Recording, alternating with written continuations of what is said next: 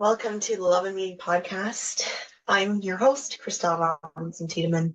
This is episode number 27. I cannot freaking believe it.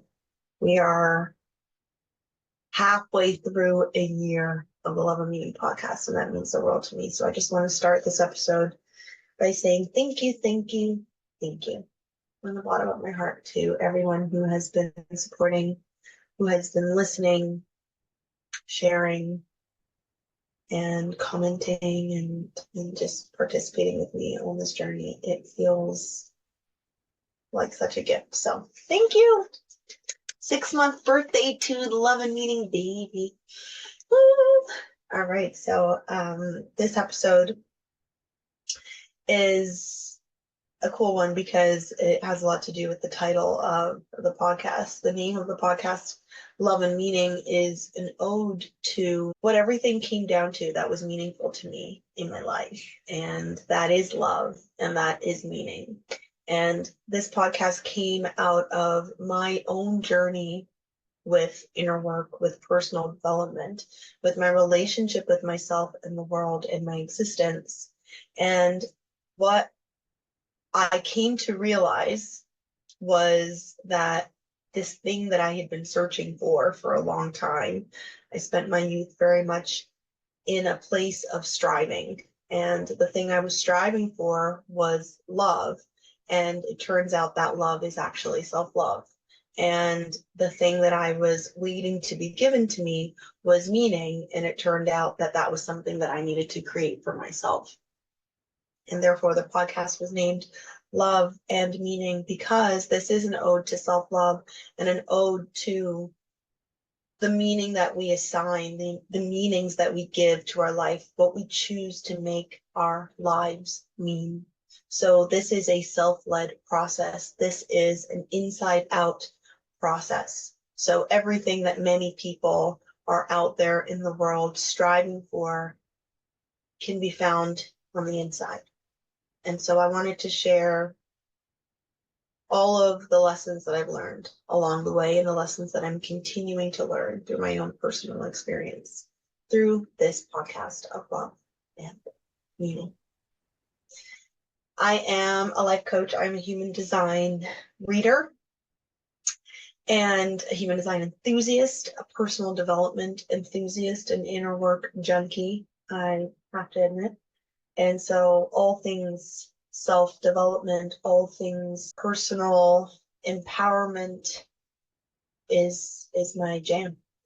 And so I welcome you to this space of self-love and creating meaning in your life. I want to talk about self-love today. Self-love has gotten a mixed rap out there in the world. There are a lot of different takes on it. I've heard some teachers kind of argue that it doesn't exist, like it's not even possible, that love is really something that you can only experience between you and another. I respect all of the opinions out there, but in my own personal journey, in my own personal experience, self-love is very much real. I was very much conditioned in, first of all, a traditional Catholic way. And, you know, then in school and stuff like that, there's a lot of conditioning around anti-selfishness, and the way that most people use the term selfishness. And I had reflections to me in different places that told me I was selfish. And I also had reflections of the opposite, because I've always had very rich friendships and that kind of stuff, and people always consider me very generous. So I had these like mixed messages going on, but I did know that there was something inside of me that was quite strongly driven towards something that came from inside. Okay, so I will say that much. But the conditioning had me very confused, because it made me think that that voice that I had was kind of like a nuisance, or a brokenness. Something was wrong with me, that I'm not, doing what I'm supposed to do necessarily, but just wanting to do things that seemed fun or exciting to me. And so this term selfishness, I've had a strange relationship with.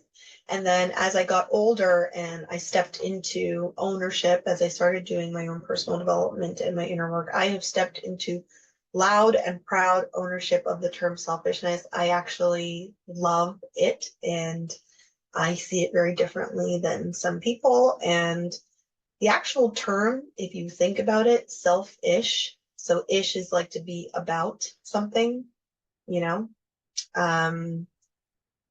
selfish. So like about self. The fact that that's a bad word makes no sense to me. About self. So what? So what? Why would we not be about self? What other thing are you inside of? You're only inside of you. So we were given one perspective. We were given a body. We were given a mind. We were given subjectivity by nature, the one view. And somehow we're supposed to just ignore it all and try to be about everybody else. That actually makes no sense to me. No sense to me. And I have chosen to stand strong by that, and it has led me to only wonderful places in my life. Hey, I might be biased, but it seems to be working out well for me. I really find it quite innately confusing, this term selfishness, and how we pass that on to children. It's very, very odd to teach someone to be about an outside factor rather than an interior factor, and then wonder why they cannot be self-led.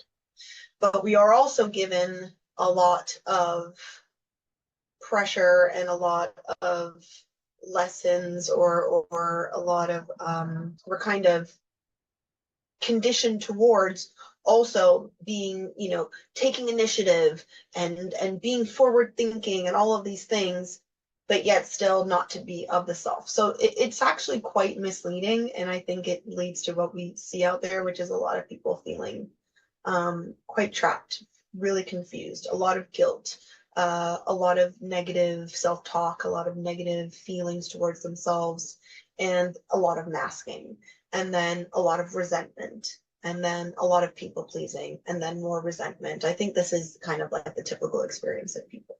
So I am all for being of the self, because there is nothing else that you were given to be of.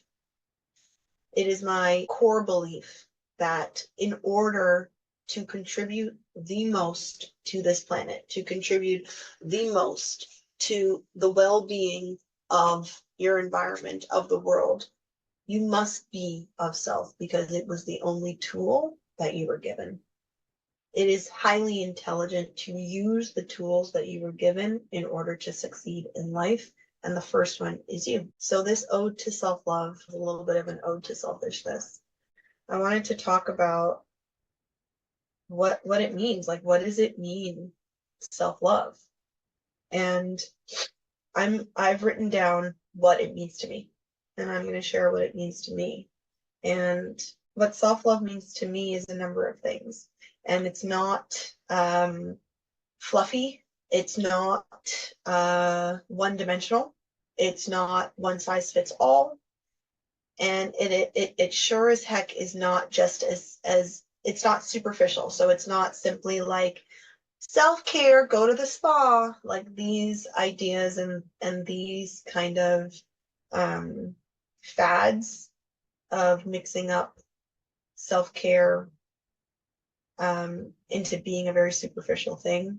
This is absolutely not what I mean. So what it means to me, self-love is, one, respect, and that is respect for myself and respect for others. I believe in free will, and free will to me is one of those laws of the universe. I believe in universal law, and there are a number of them that we all agree upon. For example, gravity. There are a number of universal laws. When I ascribe to speaking of free will, it refers to the fact that each individual person has been given the ability to operate on a fully individual basis. We are all influenced. We are all conditioned. We all have various life circumstances that do influence and limit and guide the way that we are going to operate in life. But still within that, you have choice. And so in respecting that choice that I can see that nature has clearly given us, in my respect for that, I respect that other people have the ability to make decisions for themselves, have the ability to choose for themselves, have the right to decide how they want to act, how they want to react, how they want to behave, how they want to speak, what they want to do. This is something that my love for myself has allowed for me to do, is to respect that free will of other people. And how that works is that I am not so obsessed and focused on how I need someone else to feel about me and how I need someone else to think about me. The thing is that when we are overly concerned with a person's response to us, overly concerned with how we are perceived by others, we then try to perform in a certain way in order to influence how they feel about us. I do consider that to be manipulative, whether it is in consciousness or not. So please don't understand that I mean that if you are being manipulative, it means you're a bad person. It's not what I'm saying. But I think sometimes people can be unconsciously manipulative because they are so busy being worried about what somebody else thinks of them. So they will do what they think they need to do in order to influence that person's opinion of themselves in a certain way. And in loving myself and therefore respecting the choices I make, the choices that I get to make, the way that I behave, the way that I speak, I also respect that other people get to make those same choices. And therefore, I spend more time thinking about how does it make me feel to act in a certain way rather than what is that person going to think about me. And what it has seemingly resulted in, I can just tell you from my own reflections of my own life experience, is that I tend to receive a lot of respect from other people. I tend to be able to hold differences of opinion of other people and still have an amicable relationship. I tend to elicit honesty and authenticity and realness from the people around me. I tend to have people be quite startlingly vulnerable with me in a very short period of time, very quick. It's actually quite astounding how many strangers will be very vulnerable with me. I don't know exactly why that is, but I suspect it has to do with I don't require you to be a certain way around me in order for me to respect you, to like you, I'm not holding anything back from the people around me for being a certain way. And so it actually, that freedom allows people to show up as who they are in front of me a lot. And that has only been a really beautiful thing in my life. And I can say from the people around me, from my friends, from my family, from clients, that's actually something that people wish other people to do for them, like do around them. People wish for people to show up as their true selves around them. And one of the things that I think that they don't always realize is that it has to start with you first. And so when we show up as ourselves, it tends to give other people permission to do the same. And so I consider that came from self-love. Respect for other people to show up as they are, that came from self-love, because I give myself permission to do that. And that includes being okay with when people don't like you. That includes with people being okay and accepting when someone doesn't love my behavior, doesn't like the way that I speak, doesn't like the way that I look, doesn't like my self-expression, doesn't like whatever, my opinions. That gets to be okay too, because I'm not here to be liked by everyone. That's an impossible task. And that actually leads to the second aspect of what self-love means to me, and that is sustainability. And I believe that self-love leads to us being able to operate in life in a sustainable way. When we're constantly trying to figure out what everybody needs and wants around us, you get burnt out. You get depressed. You become resentful. You become, it doesn't last, and it usually has really adverse effects on you and those around you. And so self-love leads to sustainability of relationships, sustainability of behavior, sustainability of the way that we feel, sustainability of success. Like it leads to us being able to show up in a consistent way.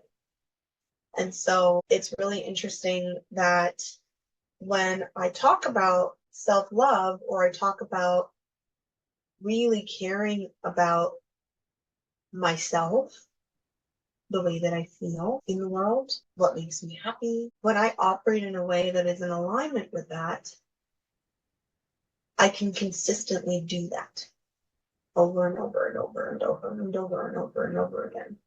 So let's say, for example, the basis of a relationship, when I've chosen a partner, I choose friendships that align with what feels good to me, I'm able to sustain those relationships. I'm able to be with those people for a really long time and in a really beautiful way, because it feels good to me. That makes it a whole lot easier to operate in those dynamics. And that's really important, I think, to a lot of people. A lot of people, for example, care a lot about relationships. And so if you want to be in a relationship and you want to be happy with somebody for a long time, it's a lot of pressure to put on another person to make you feel love at all times. So as soon as that person falls off, whatever that thing is, which they're bound to do because they're human, that really is going to affect the way that you feel. And so that's a lot of pressure riding on that person. When you're able to take that pressure onto yourself, and they're able to take that pressure onto themselves, you have the potential for a very sustainable relationship, because whatever that person is making you feel and whatever you're making that person feel is a bonus to what you're already making yourself feel. So to me, that's set up for something really, really beautiful and something really healthy. So the third aspect is responsibility. And again, this kind of leads right off of the one before. Self-love to me is accepting the responsibility for how I feel, the responsibility for my own happiness, responsibility for how I show up in a relationship, responsibility for my contributions to the world, responsibility for the state of the world, for how I treat the planet, for how I treat animals. Self-love to me is a self-led sense of responsibility and accountability for the way that I show up in the world, the way that I set a culture around me of how to be. It's difficult to, again, sustain what that is if our set of standards are changing consistently or constantly, depending on who you're around. So, for example, if it really matters to me to operate in a clean way in the world, so, to leave a small carbon footprint, and as soon as I'm around somebody who doesn't care about that, and so then I start consuming in a different way, I've just lost my standard. I've just dropped that value because I didn't value that it came from me. And so taking responsibility for all of that really allows me to show up in life in a beautiful way, in a more caring way, helpful way. It allows for me to not blame others, to not hold people responsible for how I feel.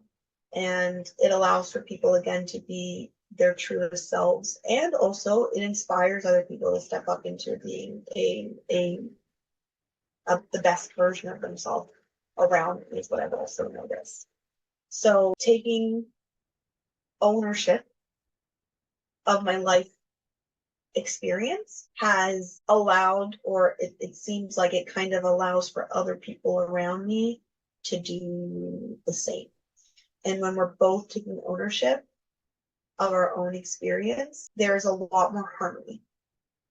There's a lot more harmony in those, in that interplay around, in my interactions with people and in my relationships with people, especially my long-term relationships with people. So that's responsibility. And the fourth is care. So self-love to me is care for my body, for my health, for my wellness, for, again, my contributions. It is tenderness. It is attention. It is literally all the things that you think about, like how we are for children, like the way that you show up for children, or when you're in a relationship with a person, like how you treat them, like care. That is not something that I believe is meant to be delegated out to another person. I have witnessed time and time again with myself and with others that people care for us as a reflection of the way that we care for ourselves. So I've seen so many times where people don't act in care for themselves. So having no boundaries, having no standards for the way that they treat themselves, for the way that they take care of their bodies, and then feeling very disappointed that the people around them don't seem to do the same to them, don't respect boundaries, expect outrageous things of them, encourage them to do harmful, unhealthy things. And they're like, well, how can this person treat me this way? But having an expectation that someone else shouldn't treat you that way, and treating yourself in a certain way, is in complete opposition with universal law. It actually doesn't make sense. It doesn't make sense. You're teaching people to treat you in a certain way. And so if you are completely outsourcing that to other people, you are setting yourself up to be treated however the heck, in no consistent way, and most definitely not always in a great way. So care matters. Care for yourself. Care is the cornerstone of your standards and your boundaries and your values for how others are going to treat you. And so if we are out there thinking, oh, it's so selfish, self-love is a selfish thing, it's not about me. Well, I guarantee you're going to struggle with how to get people to treat you in a way that you want to be treated. The fact that you even know that there's a way that you want to be treated tells you right there that you were implanted with the right information. It's there. It's within you. You're meant to follow it. You're meant to listen to that. And so that is how you teach other people to treat you. And that is the frequency that you're putting out to the universe, and the frequency that you're going to get back. It requires our well-being in order to foster more well-being for the people around us. And the final one is resilience. So self-love means to me resilience. It is self-love that has allowed me to pick myself back up when things have gone wrong or there have been difficult times. It is self-love that has been the difference between me falling into destructiveness and really dark place, versus experiencing my feelings, acknowledging the difficulty and the challenges in my life, while also striving for more and for better and for leaning towards wellness. I have been in a deeply depressed state before in my life. I've experienced a horrible depression, and at that time, I hadn't cultivated self-love. I actually felt like I wasn't worth anything, and therefore there was nothing worth fighting for, and therefore there was no point in me being better. And it was a switch. It was a switch in understanding self-love. It was a switch into, oh, well, what about doing it for me? Like, could that be enough? That was the beginning of me emerging from my depression and then emerging into being the joyful, happy, content person that I am today, who is contributing heavily to the wellness of our planet and to those around me. It gave me resilience. It really, really gave me resilience to realize that I was worth caring for in and of itself, in and of myself. There is no human experience that is just going to be a smooth run all the way through. It just doesn't exist. And so I truly believe that a natural part of our life experience is learning how to get ourselves through hard times, learning how to be okay in uncomfortable situations, learning how to hold uncomfortable feelings, learning how to deal with undesirable experiences, heartache, trauma. Like there's stuff. There is undesired things. We don't control everything that happens in life.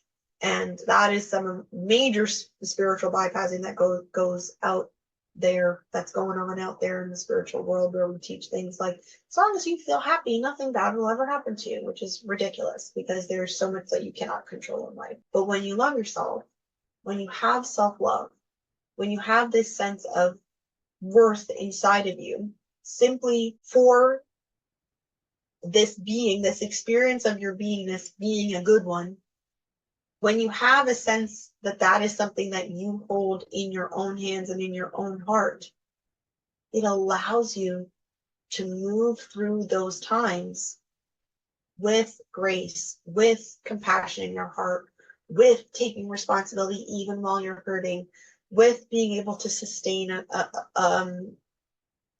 the standards with which you operate in life and the way that you choose to operate there. So we've been tested, we've all been tested before, where you bumped up against something horrible. What makes us act in a way that you're proud of and that you hold respect for yourself as a being, versus to do something that you're really not proud of? And I feel like that self-love, that standard for yourself, that sense of worth within yourself, is what actually leads us to operate in that way. And that is resilience. That is resilience. That is a really beneficial tool to foster within yourself in order to create a life for yourself that you really love. So that's what self-love means to me. And so then the question is, like, how do you cultivate it? How do you cultivate self-love? And I could definitely go on and on forever about how I cultivated self-love for myself, because like I said, I found myself in a very dark place at a certain point in my life many, many years ago. And I didn't have the self-love aspect down. I had just that whisper that I talked about in the beginning of this episode, but a whole lot of conditioning that told me I'm not supposed to listen to that inner drive. And so I needed to do an entire deep dive, a reconstruction, and build myself up from the bottom. And where I started, you've heard this before, it is at the root of so many different spiritual teachings, but it's at the root because it is the truth. So no reinventing the wheel here. The first step of how I cultivated self-love was through gratitude.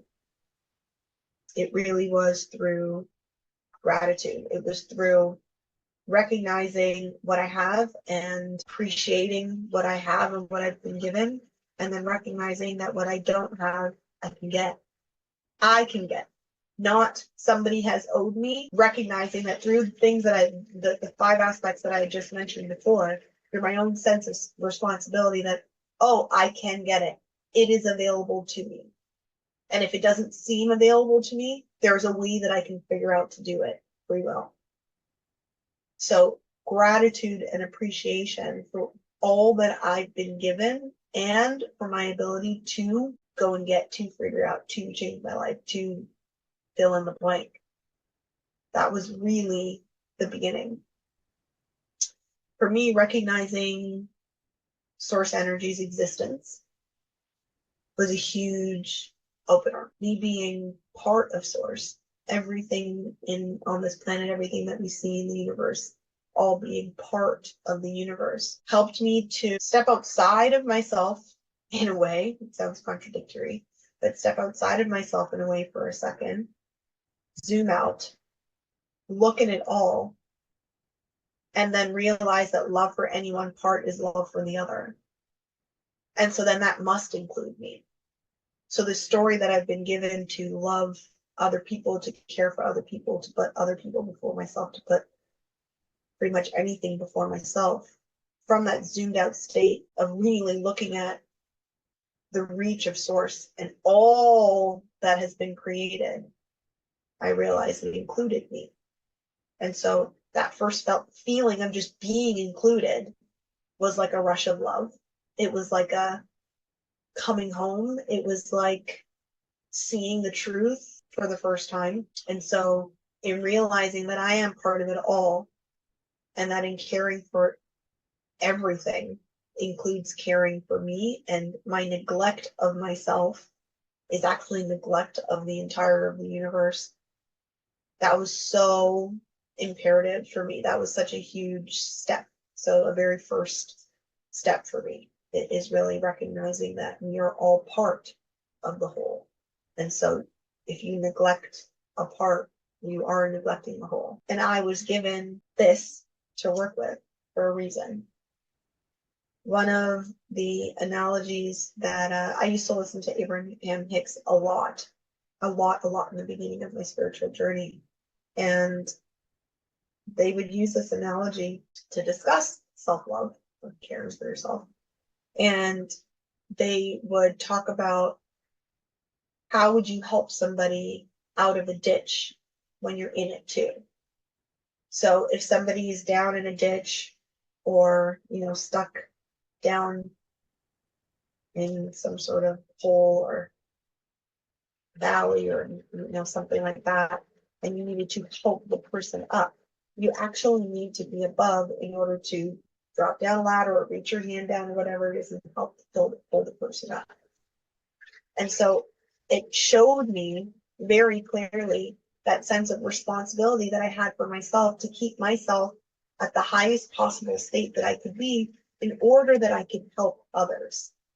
I cannot be an assistance. I cannot be of help to somebody else when I have nothing to offer. When I have nothing, there's nothing to give.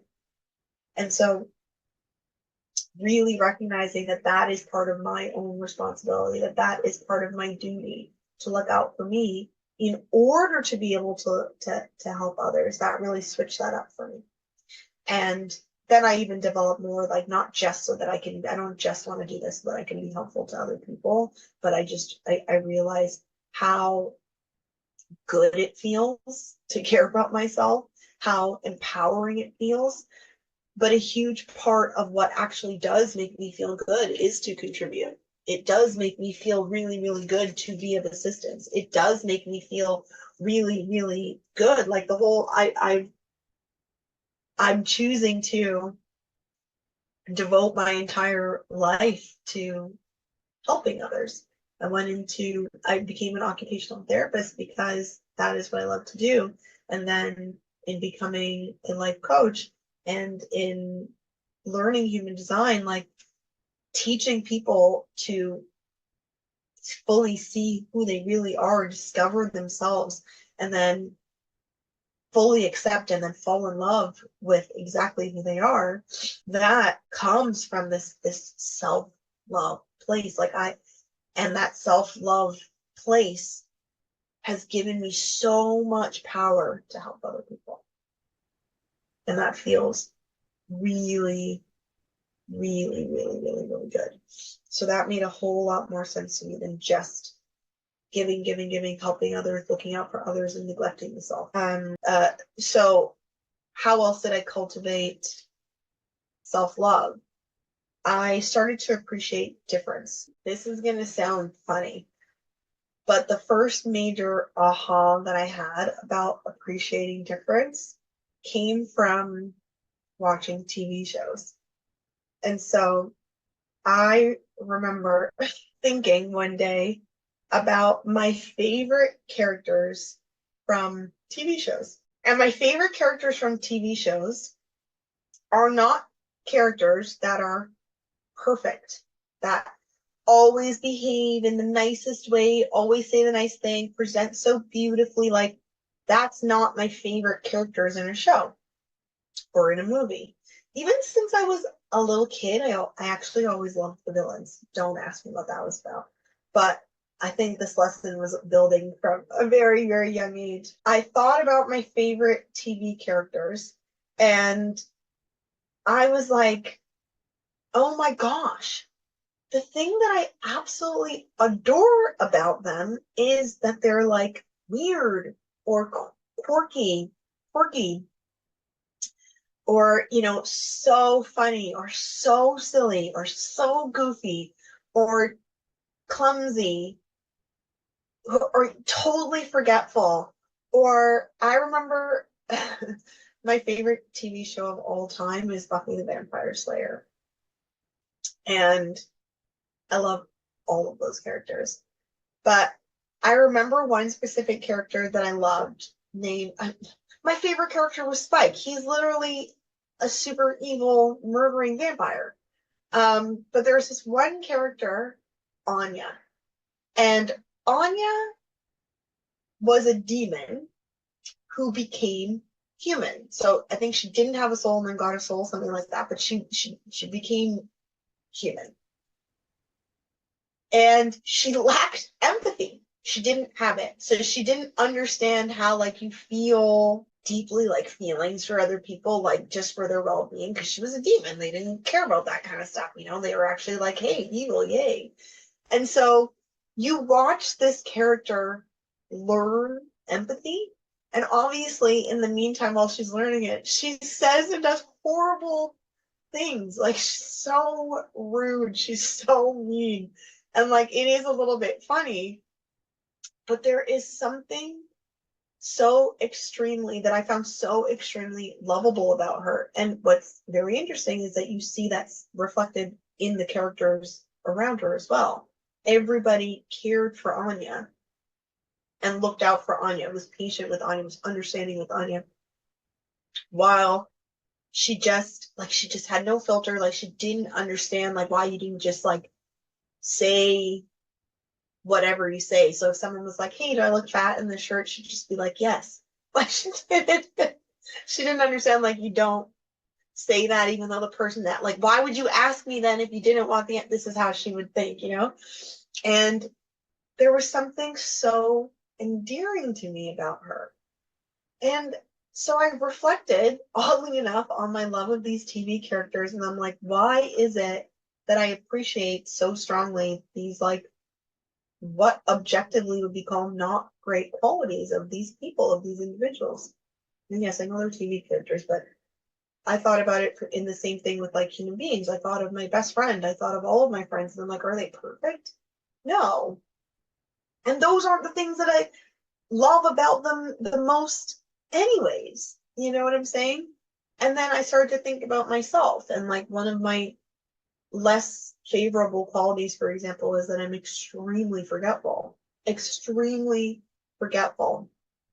And I have watched the people in my life be very annoyed with me, and at the same time crack a joke about it, be very forgiving, patient, understanding, like, and they'll express their annoyance, but they love me never less. And I was like, what, imagine I could do that. I could feel that way about myself. Is it possible that I can love me anyways, the way that I love Anya, even though she's like tasteless, even though I have the worst memory in the world and I forget everything and it makes me feel really bad sometimes.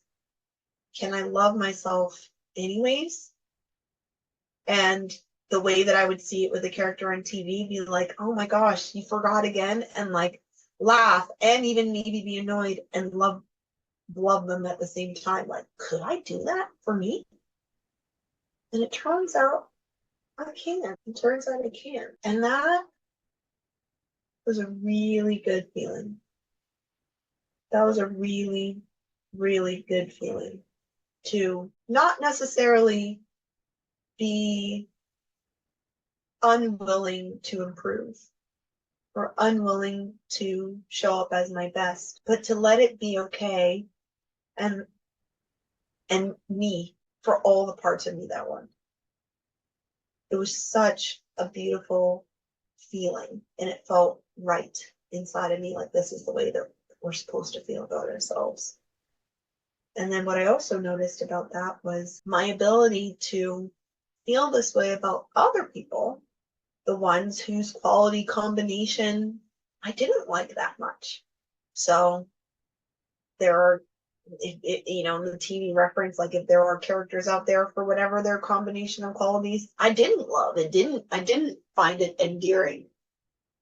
I found some compassion for that because of the compassion that I found for myself, because the way that I would have thought about my own characteristics was not the way that I thought about the qualities of the characters that I liked who weren't perfect. So on Anya, those qualities I found really endearing, but in myself I wouldn't. And so I started to see the other people that I didn't see it in an endearing way, in the same way that I started to appreciate myself. Like, we are all characters who have great parts and not great parts, or favorable parts and not favorable parts to you, because somebody else might value something very differently. But I started to see us all as those characters and really appreciating the differences in humans. There are a lot of characteristics in people, a variety of characteristics in people that I can appreciate. I'm not saying all. I am still human. But it's a wide range, and I do observe that it's a wider range than a lot of people that I know. And that has had a really positive effect on me and on relationships and the way that I interact with people. Appreciating difference. And finally, kind of, I've already mentioned this, but in terms of how do you embody self-love, how do I cultivate it, it involves this process that I just said, and that is the reflecting of and the appreciation of the results of the self-love all along the way. So while I embarked upon the journey of loving myself, I did constant reflection on how is this benefiting me? How is potentially not, like really like it was an experiment, like what is the effect that this self-love is having on my world, on my life? And it only had a positive effect.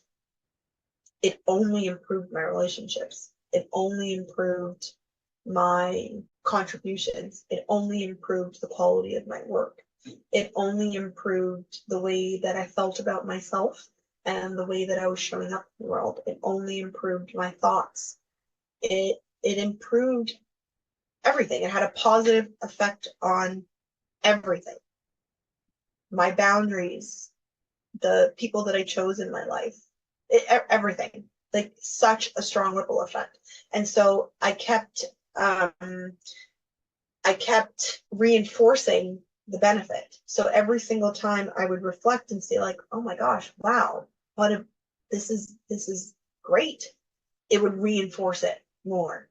And so then I would, work on accepting differences. It would reinforce it more. I would have gratitude for more things, like gratitude lists, like I was the queen of gratitude lists, it would reinforce it more. Like I was like, wow, this is a non-stop positive effect on my life and the life of those around me. But like the synchronicities, like feeling gratitude for the things in my life that I have led to so many beautiful synchronicities. Like the universe was like playing with me. I realized the universe is actually a jokester, so hilarious, and is constantly listening.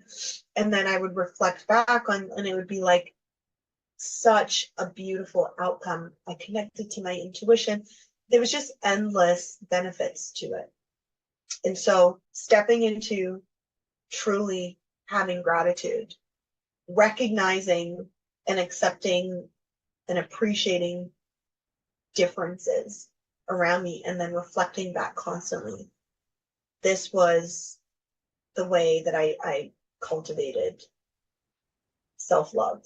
And then once that baseline state was cultivated, I've noticed that self-love is a self-sustaining thing.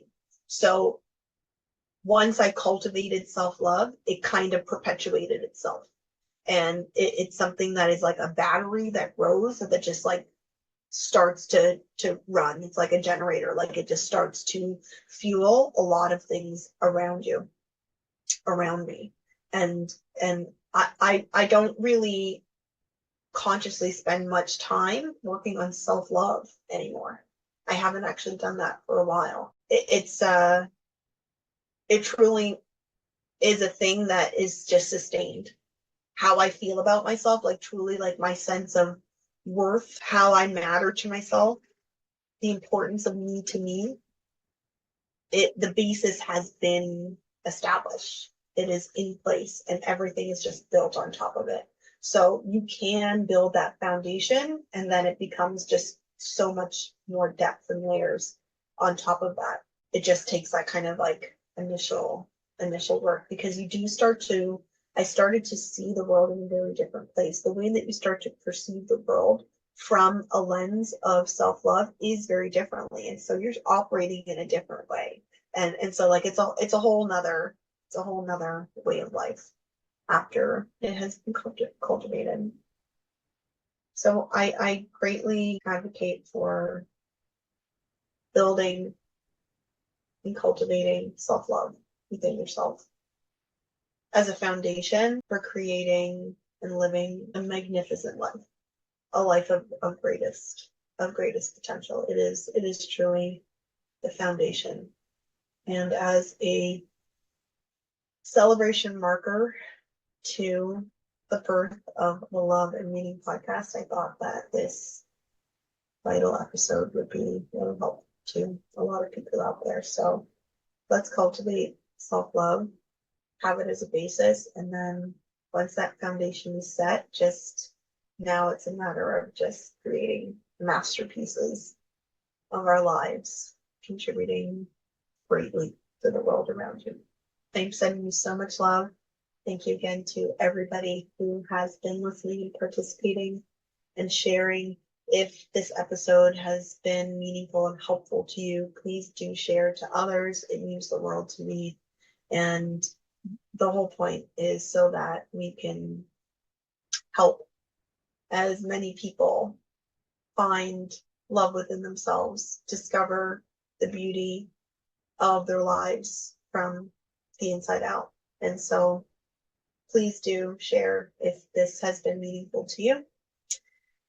And if you haven't rated and reviewed, that spreads a lot of the love too. So rate, review, and share. I love you all. Have a wonderful week ahead, and I'll see you on the next one.